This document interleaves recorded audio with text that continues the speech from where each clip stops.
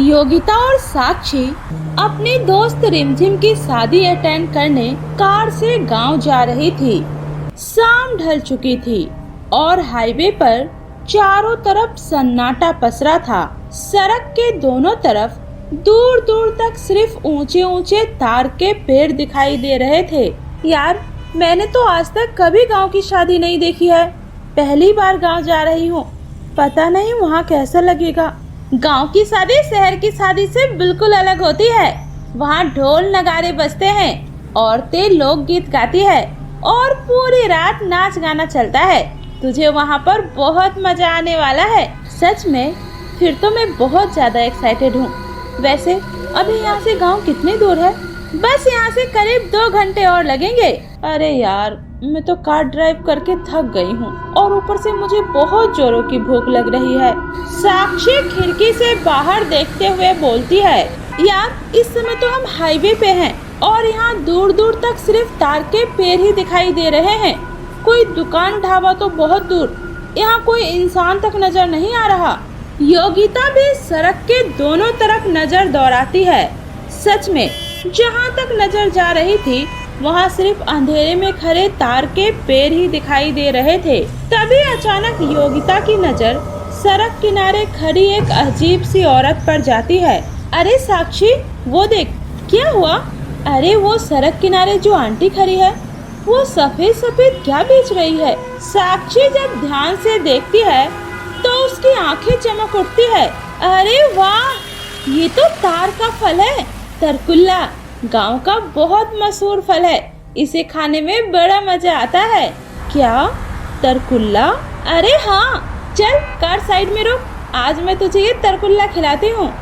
Yogita car धीरे धीरे सड़क के किनारे रोकती है, लेकिन जैसे ही दोनों सहेली कार से नीचे उतरती है उन्हें कुछ अजीब महसूस होता है। पूरे हाईवे पर दूर दूर तक कोई इंसान दिखाई नहीं दे रहा था।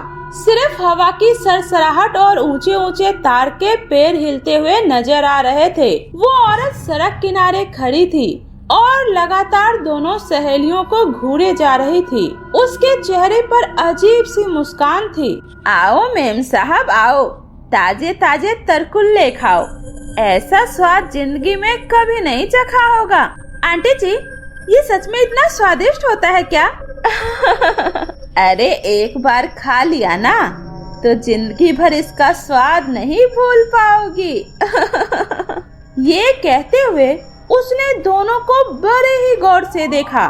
उसकी आंखों में कुछ अजीब सा था, लेकिन दोनों ने उस पर ज्यादा ध्यान नहीं दिया। अच्छा ठीक है आंटी, 2 प्लेट लगा दीजिए। अभी लाई बेटी, बिल्कुल ताजे और मीठे मीठे हैं। कुछ ही देर में वो 2 प्लेट तरकुल्ला लेकर आती है। लो मेम साहब, आराम से बैठकर खाओ। दोनों पास ही पड़े एक पत्थर पर बैठकर जैसे ही तरकुल्ला खाने वाली होती है, तभी पीछे से दौड़ती हुई एक बूढ़ी औरत आती है। रुक जाओ, ये मत खाना, रुक जाओ। दोनों घबराकर पीछे मुड़ती है। एक बूढ़ी औरत हाँफती हुई उनकी तरफ आ रही थी। अरे दादी, क्या हुआ आपको? बूढ़ी औरत कांपते हुए उसके पास आती है और डर भरी नजरों से उस फल बेचने वाली औरत को देखने लगती है। ये फल मत खाना बेटी, नहीं तो बहुत बड़ी मुसीबत में फंस जाओगी। क्या? लेकिन ऐसा क्या है इस फल में? क्योंकि ये औरत इंसान नहीं है, ये इस हाईवे की तरकुल्ला वाली चुड़ैल है, चुड़ैल। ये सुनते ही योगिता और साक्षी एक दूसरे का चेहरा देखने लगती है। क्या? चुड़ैल? दादी, ये तुम कैसी बातें कर रही हो? ये तो हमें कहीं से भी चुड़ैल नहीं लग रही। मैं सच कह रही हूँ बेटी, इस सुनसान हाईवे से जो भी गुजरता है ये उसे अपने जाल में फंसाती है और अपने हाथों से तरकुल्ला खिलाती है और फिर उसे हमेशा के लिए अपने साथ ले जाती है। लेकिन वो लोगों को ले जाकर करती क्या है? वो उन्हें तार के पेड़ों के बीच कैद कर देती है, जहाँ से आज तक कोई वापस नहीं लौटा, कोई नहीं लौटा। मेरा काम था तुम लोगों को आगाह करना, अब मानना या ना मानना तुम्हारे ऊपर है। इतना कहकर वो औरत वहाँ से चली जाती है। दोनों सहेलियां हैरान होकर वहीं पर बैठी रहती है। तभी वो तरकुल्ला वाली औरत उनके पास आती है और जोर जोर से हंसने लगती है। अरे, लगता है उस पागल बुढ़िया ने फिर से तुम लोगों से मेरी चुगली कर दी। लेकिन वो तो कह रही थी तुम चुड़ैल हो। अरे मैडम, मैं कहाँ से आपको चुड़ैल लग रही हूँ? उनकी बातों पर ध्यान मत दो। उसकी बेटी की कई साल पहले इसी हाईवे पर मौत हो गई थी।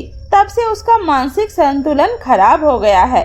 अब वो हर किसी को देखकर उसे चुड़ैल और भूत समझ लेती है। ये लो, ये तरकुल्ला खाकर देखो। इतना मीठा तरकुल्ला तुम्हें कहीं और नहीं मिलेगा। योगिता और साक्षी एक दूसरे की तरफ देखते हैं और कुछ पल सोचने के बाद दोनों तरकुल्ले का एक टुकड़ा उठाकर उन्हें खाने लगते हैं। लेकिन जैसे ही वो पहला निवाला निगलते हैं, अचानक उनके चारों तरफ की दुनिया बदलने लगती है। हाईवे, कार, आसमान सब कुछ धुंधला पड़ने लगता है और अगले ही पल वो दोनों खुद को एक ऐसी जगह पर खड़ी पाती है जहाँ चारों तरफ सिर्फ ऊंचे ऊंचे तार के पेड़ होते हैं। साक्षी और योगिता डर के मारे इधर उधर देखने लगती है। अभी कुछ सेकंड पहले ही वो हाईवे पर थी, लेकिन अब उनके चारों तरफ सिर्फ ऊंचे ऊंचे तार के पेड़ थे। साक्षी, ये हम कहाँ आ गए? ये कैसी जगह है? हम यहाँ पर कैसे आ गए? ये तो मुझे भी नहीं पता, लेकिन ये जगह बिल्कुल ठीक नहीं लग रही। लगता है उस अम्मा ने हमसे बिल्कुल सही कहा था। हमें वो तरकुल्ला नहीं खाना चाहिए। हमसे बहुत बड़ी गलती हो गई। तभी पेड़ों के बीच से किसी के भयानक हंसने की आवाज गूंजती है। कौन है यहाँ? अचानक से उनके सामने वही तरकुल्ला बेचने वाली औरत आती है, लेकिन इस बार उसका चेहरा पहले जैसा बिल्कुल नहीं था। उसकी आंखें चमकीली नीली हो चुकी थी और चेहरा अजीब सा हो गया था। अब वो सचमुच एक भयानक चुड़ैल लग रही थी। चुड़ैल? तुम सच में चुड़ैल हो? मैंने कहा था ना, एक बार मेरा तरकुल्ला खा लोगी तो उसका स्वाद जिंदगी भर नहीं भूलोगी, क्योंकि अब तुम्हारी जिंदगी मेरी होने वाली है। नहीं, तुम ऐसा नहीं कर सकती हो। साक्षी, चलो भागते हैं यहाँ से। दोनों घबराकर वहाँ से भागने लगती है, लेकिन वो जितना दौड़ती है उतना ही वो जंगल की गहराई में फंसती चली जाती है। हर जगह उन्हें वही तरकुल्ला बेचने वाली चुड़ैल नजर आती है। तुम यहाँ से बचकर नहीं जा पाओगी। योगिता, हम अब बुरी तरह से फंस चुके हैं। ये चुड़ैल, ये अब हमें यहाँ से नहीं निकलने देगी। हिम्मत रखो साक्षी, हमें कोई न कोई रास्ता जरूर मिलेगा। तभी अचानक से उन्हें दूर कहीं लालटेन की थोड़ी सी रोशनी दिखाई देती है। दोनों सहेली उसी तरफ दौड़ पड़ती है। वहाँ एक छोटी सी झोपड़ी थी। झोपड़ी के बाहर वही बूढ़ी औरत हाथ में लालटेन लिए खड़ी थी, जिसने उन्हें चेतावनी दी थी। दादी, हमें बचा लो। हमसे बहुत बड़ी गलती हो गई। हमने आपकी बात नहीं मानी। हाँ दादी, प्लीज हमारी मदद करो। बूढ़ी औरत दोनों को जल्दी से अपने झोपड़ी के अंदर खींच लेती है और झोपड़ी का दरवाजा बंद कर देती है। तभी बाहर से उसी चुड़ैल की आवाज सुनाई देती है। बुढ़िया, उन्हें मेरे हवाले कर दे। वो मेरा शिकार है, समझी? तू उसे मुझसे नहीं बचा सकती। उसे मेरे हवाले कर दे। घबराओ मत बेटा, मैं देखती हूँ।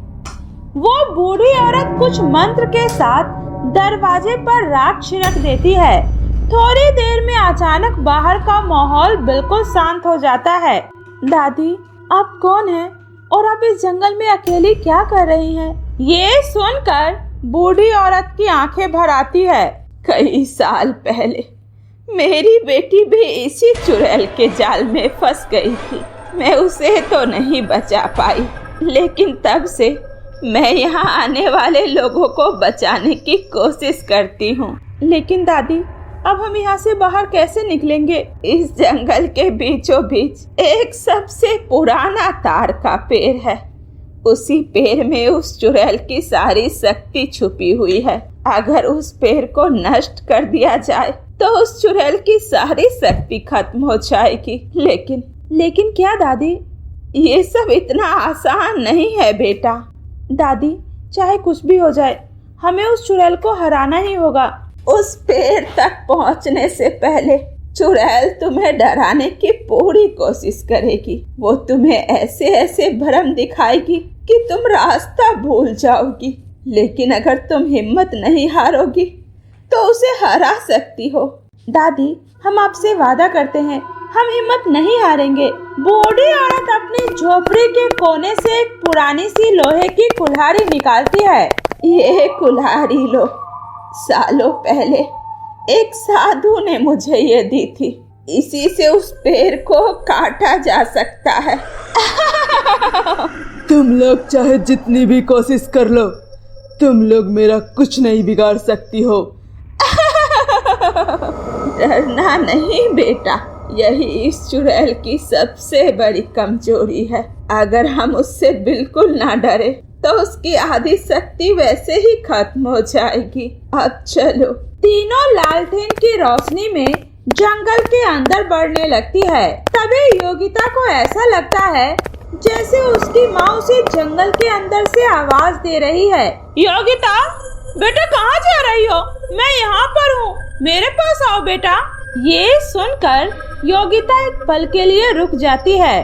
नहीं, पीछे मत मुड़ना, ये चुड़ैल का ही जाल है, वो तुम्हारी माँ नहीं है।